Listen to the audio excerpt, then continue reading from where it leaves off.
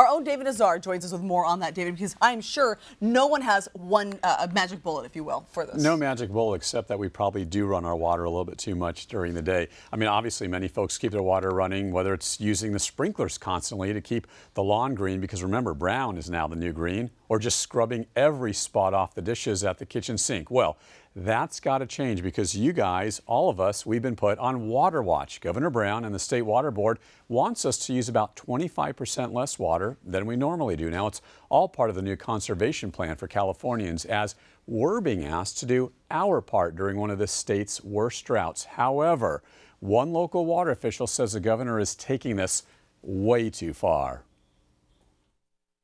They're going to have to pry the hose out of my cold, dead fingers.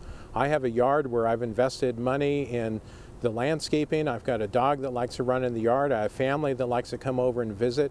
And it's unfair for them to force me to cut my use 36%. That's kind of an odd statement, especially considering that Brett Barbary sits on the board of both the Metropolitan Water District of Southern California and the Municipal Water District of Orange County. Those are regional water districts, and MWD has already asked customers to cut back by 15%. Barbary says any further mandate from the state is overkill and calls Governor Brown Big Brother, invading our homes and unfairly telling water districts and ratepayers what to do. In this country, if you have the money and you want to buy something, you should be able to buy it. But what they're saying is, we will not let you buy water to water your lawn. This is part of an ongoing war really being waged against suburbia, against single-family homes, against grass, against rose bushes, what have you. They want to tell you how and how much you can use of water. What's wrong with us reducing our water usage by 25% if we are in this quote-unquote horrible drought? That should be left to the local district to decide what supplies do they have that they can use. What the governor has done is he has picked the winners and losers. If you live along the coast in a high-density, high-rise apartment where you don't have any yards, you have very little water use, but people crammed into areas, you are on the 8%. If you live in a community inland where you have a large yard, you have grass, you have a single-family home, you're in the 36%, and that's not fair. Governor Brown declined to be interviewed for this story, so we contacted the next best person, Felicia Marcus, chair of the State Water Resources Control Board in Sacramento. That's the agency which helped the governor put together the new conservation program.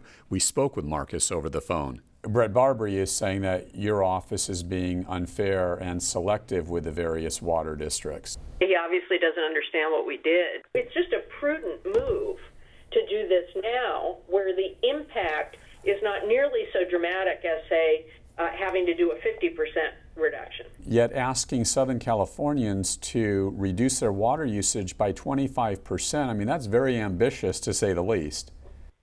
Yeah, I think it is a bold move, and it's not just Southern Californians, it's all urban Californians that are included. We're into our 4th year of drought. Reality is staring us in the face. We've seen what happened in Australia. We see what's happening right now in Sao Paulo, where they didn't tell their people to start conserving, and they now have to just turn the water off for hours at a time or days at a time at tremendous economic and social cost. And so, yes, it was the governor taking a leadership move to say, let's save 25% on average now. Yet is the governor's proposal too bold?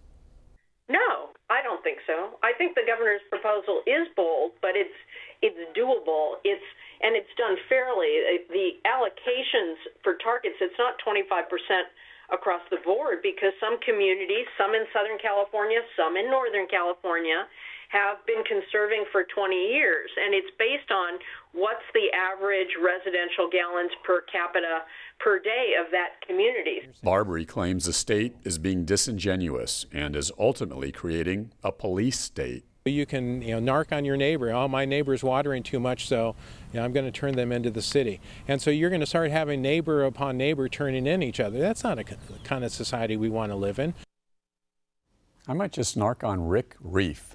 Now, let's put this in perspective. While the new water policy is definitely about water conservation, as you heard, There's a lot more to the plan. Felicia Marcus tells me that the state is focusing on things like water recycling, stormwater capture, and groundwater management. Also included are other things like water storage, desalination, that's of course turning ocean water into drinking water, and ecosystem restoration. So Rick and Elizabeth, Marcus says it's, again, not just about conservation. This is really a comprehensive and substantive approach to fighting back against the drought.